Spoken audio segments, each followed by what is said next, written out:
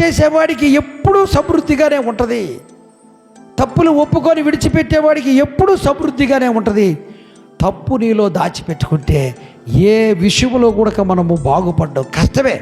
ఏ విషయంలో కూడా మనం బాగుపడలేం. తప్పు అనేది ఎక్కడున్నదో దాన్ని విడిచిపెట్టడానికే ప్రయత్నం చేయాలి. దేవుని దగ్గరికి వస్తే తప్పును విడిచిపెట్టాలి, పాపాన్ని విడిచిపెట్టాలి, త్రాగుడు విడిచిపెట్టాలి, పాపము ఏదైతే ఉన్నదో విడిచిపెట్టాలి.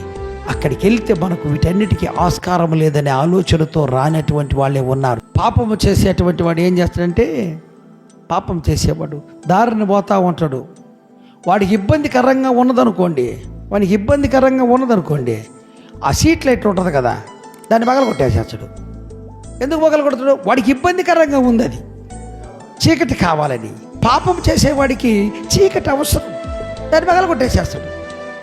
ఏమరా ఎందుకు పగల కొట్టామని అడిగేదానికి మనకేమి లేదు.